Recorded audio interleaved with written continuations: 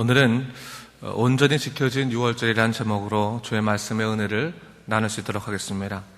요시아가 성전 수리를 하던 중에 모세의 율법이 발견되었고 이를 통해서 영적인 개혁에 불이 붙었습니다. 그들에게 일어난 영적인 개혁 운동은 크게 두 가지 형태로 일어났는데, 그 하나는 유다에 잔존하던 우상들을 제하여 버리는 영적인 성결 운동으로 일어났고, 또 하나는 말씀을 중심으로 해서 하나님께서 그들에게 명하신 절기를 온전히 지키는 예배 회복 운동으로 이어졌습니다. 열왕기 하는 주로 우상을 제거하는 영적 성결 운동에 초점이 맞춰져 있고요. 우리가 공부하고 있는 역대하는 주로 오늘 본문처럼 유월절을 온전히 지키는 예배 회복 운동에 초점이 맞춰져 있습니다.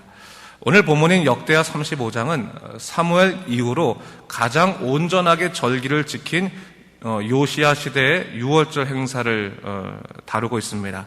요시야 제위 18년 1월 14일 날 유다 백성들이 유월절을 지켰지요. 요시야 왕은 유월절을 온전히 지키기 위해서 우선적으로 제사장들에게 이 직무를 맡기고 그들을 격려했습니다.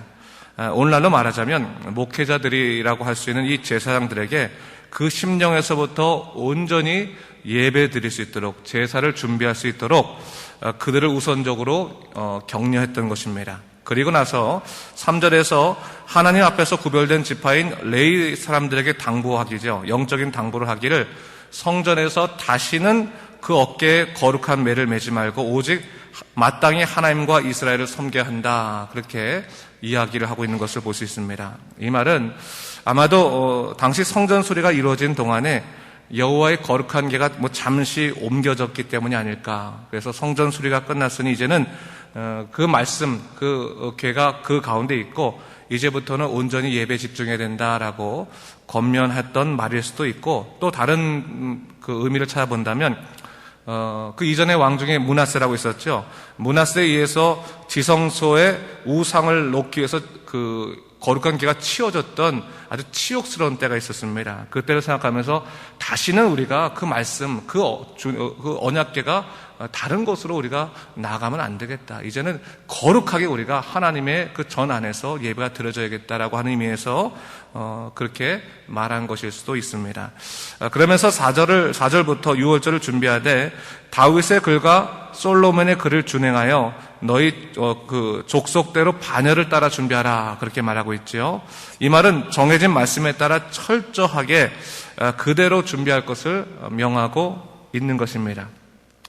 사실 하나님께 거룩히 드려지는 예배라 할지라도요, 사실 사람의 편의에 의해서 얼마든지 바뀔 수 있지 않겠습니까? 달라질 수 있지 않겠습니까? 이처럼 사람에 의해서 가볍게 여겨지는 그런 절기가 아니도록 철저히 준비를 명한 것이죠. 어떻게 보면 오늘날 우리도 마찬가지입니다. 예배를 드리는 자들의 그 마음이 정말로 예배를 소중히 여기는 마음으로 나아가고 있나, 아니면 자기 중심적인 마음 속에서 가볍게 여기고 있나를 다시 한번 돌아볼 필요가 있다는 것을 오늘 본문에서 얘기하고 있는 거죠. 뭡니까? 예배는 철저히 하나님 중심으로 드려져야 된다. 하나님께서 원하시는 방법으로 드려야 된다라는 것을 얘기하고 있는 겁니다. 오늘 우리가 요시아의 이런 명령을 바라보면서 그가 얼마나 온전하게 예배를 드리고자 한 열망이 있는 사람이었는가를 살펴볼 수 있습니다. 예배는 철저히 하나님 중심적이어야 되고 내 사정, 내 생각, 내 감정에 따라 드려지는 것이 아닌 하나님 앞에서 우리가 온전히 예배자로 서기 위해서 온 마음과 정성을 다해야 하는 것을 성경은 얘기하고 있는 것이죠. 그러면서 7절 말씀을 보니까 이제 유월절 제물을 준비하는 데 있어서 요시아가 자기 소유의 양떼 중에서 어린 양과 어린 염소 3만 마리와 숫소 3천 마리를 내어 유월절 제물로 드렸다, 그렇게 이야기하고 있습니다. 이것은 당시 유월절을 온전히 드려지는 데 있어서 사람들이 다 열심히 할 수 있을 것 같은데 이 물질에 대한 부분에 있어서는 자유하지 못했던 것 같습니다. 그래서 어떻게 보면 오늘날로 말하자면 헌금에 대한 부분에서 자유하지 못했다고 말할 수 있는 거죠. 이 물질에 대한 부분이 하나님께 기쁘게 기꺼이 드리지 못했던 것을 그 당시에도 보여주고 있다는 것 사실이죠. 그래서 요시아가 백성에게 명하기 전에 우선적으로 자기의 소유 중에서 먼저 하나님을 위한 제물을 구별하여 드리게 된 것입니다. 내가 하나님께 즐거이 이렇게 헌신을 하겠다, 또한 하나님께 이렇게 기쁨으로 내가 드리겠다라고 했을 때 8절 말씀 보니까 방백은 고위직 사람들을 말하는 거죠. 방백들도 즐거이 희생을 드리기 시작했고, 그 다음 뭡니까? 레위 족속의 우두머리들도 이러한 헌신에 동참하게 되었다라는 것을 이야기하고 있습니다. 어떻게 보면 하나님 중심적인 삶이 선한 영향력이 이게 계속 미쳐가는 것들을 볼 수 있는 거죠. 자, 오늘 본문에서 유월절을 준비하는 데 있어서 사실 이전의 유월절보다 훨씬 더 중히 지키렸기 때문에 어떻게 보면 마찰이 있을 수도 있었겠다라는 생각이 듭니다. 사실 사람들이 힘들어지면 핑계도 있을 수 있고 불평이 많을 수도 있습니다. 그런데 이 왕이 우선적으로 기쁜 마음으로 헌신하는 모습을 보면서 백성들도 즐거이 헌신할 수 있었다는 것을 볼 때 어떻게 보면 오늘날 우리도 마찬가지죠. 남이 아닌 내 자신이 우선적으로 하나님께 기쁨으로 헌신할 수 있을 때 나를 통해서 다른 사람들도 선한 영향력 속에서 하나님 안에서 하나님 앞에 담대히 나올 수 있는 그러한 영적인 역할을 할 수 있지 않을까라는 생각들을 해보게 됩니다. 내 마음이 기쁘지 않으면서 당신이 왜 기쁘지 않습니까? 라고 말하는 것은 약간 어불성설이거든요. 우리 스스로가 예배의 기쁨들을 먼저 찾아야겠고, 우리 스스로가 하나님 앞에 바른 사람으로 서야겠다, 헌신자로 서야겠다는 것을 볼 수 있는 거죠. 그러면서 10절 이후에 섬긴 일들이 구비되면서 유월절 제사가 이제 행해지기 시작하는데 그 규례대로 온전히 지켜지는 것을 볼 수가 있습니다. 우리 우선적으로 15절 말씀 한번 읽어볼까요? 15절 말씀 같이 읽도록 하겠습니다. 시작. 아삽의 자손 노래하는 자들은 다윗과 아삽과 헤만과 왕의 선견자 여두둔이 명령한 대로 자기 처소에 있고, 문지기들은 각 문에 있고 그 직무에서 떠날 것이 없었으니 이는 그의 형제 레위 사람들이 그들을 위하여 준비하였음이더라 했어요. 우선적으로 유월절이 준비되는 과정, 유월절이 지켜지는 그 과정에 있어서 일어났던 그때의 사정에 대해서 얘기하고 있죠. 어떤 겁니까? 하나님의 예배가 드려지기 위해서 각자가 자기 자리에서 충실히 다했다라고 하는 것을, 자기 역할을 잘 감당하게 되었다라고 하는 거죠. 하나님의 예배도 마찬가지 아니겠습니까? 교회도 마찬가지 아니겠습니까?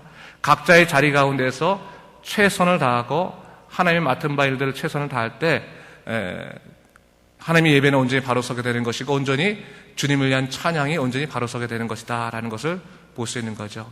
가끔 가다 보면요, 우리 교회는 그런 일이 별로 없겠지만 교회 가운데서 이 갈등이 일어나는 것들 중에 하나가 서로 간의 역할들이 차이가 나면서 그렇게 되는 것 같아요. 어떤 역할은 빛나 보일 때가 있고, 어떤 역할은 빛나 보이지 않을 때가 있고, 그러다 보니까 빛나 보이는 역할을 하고 싶을 때 그것들에 의해서 또 충돌되는 경우들을 제가 한국교회에서 종종 봤습니다. 그런데 그렇지는 않은 것 같아요. 하나님 안에서는 모든 일이 다 섬기는 일 아니겠습니까? 그것이 다른 사람에게 보여지든 보이지든 않던 매 순간마다 그 어두운 곳에서 주님을 섬길 수 있을 때 우리가 온전히 하나님을 향한 충성들이 하나님과의 관계성 속에서 바로 서게 되는 거죠. 아무리 입술로 우리 스스로가 믿음이 좋다라고 말할지라도 어떻게 보면 보여지는 것에서부터 평가를 받으려고 하면 우리는 바른 믿음의 사람으로 살아갈 수는 없게 되는 것입니다. 어떻게 보면 아무도 보는 이 없을 때 당신은 누구인가, 그런 책의 제목처럼 정말 아무도 보이는 이 없을 때 정말 우리가 하나님 앞에서 내 자리를 잘 지키고 하나님께 충성을 다하고 믿음으로 서는 사람인가를 좀 돌아볼 수 있을 때 우린 믿음으로 온전히 주님께 충성하는 그 헌신자가 될 수 있을 것이라는 사실을 다시 한번 생각해 볼 수 있겠다는 거죠. 그러면서 이제 유월절이 지켜지는데 18절 말씀 한번 같이 읽을까요? 18절 말씀 같이 읽겠습니다. 시작. 선지자 사무엘 이후로 이스라엘 가운데서 유월절을 이같이 지키지 못하였고, 이스라엘 모든 왕들도 요시아가 제사장들과 레위 사람들과 모인 온 유다와 이스라엘 무리와 예루살렘 주민과 함께 지킨 것처럼은 유월절을 지키지 못하였더라 했어요. 이 말이 뭡니까? 사무엘 이후에 이스라엘에서 유월절을 지켜진 데 있어서 가장 헌신적으로 지켜진 그러한 일들이 되었다라는 것을 얘기하고 있는 것이죠. 이것이 어떻게 보면 성경에 나타낸 요시아에 대한 인생의 평가입니다. 예배를 가장 헌신적으로 세운 사람이었다라는 것을 얘기하고 있는 거죠. 사실 요시아의 행적이 있어서요, 어디에 중요한 가치를 두냐에 따라서 그 인생이 달라지는 거죠. 내일 다루겠지만 요시아는 애굽의 누구와의 전쟁을 하다가 39세라고 하는 젊은 나이에 그만 전사를 합니다. 죽음을 당하고 납니다. 이에 대한 이야기는 내일 좀 제가 다루겠지만 역대하에 있어서 요시아의 행적의 가치 중에서 가장 중요시 평가되는 것은 바로 오늘 본문의 유월절을 온전히 지킨 것입니다. 여러분, 사람이요, 살아가면서 남들에게 인정받을 수 있는 행적들이 있을 거 아니겠습니까? 우리가 기억되는 공적인 행적이 있을 거 아닙니까?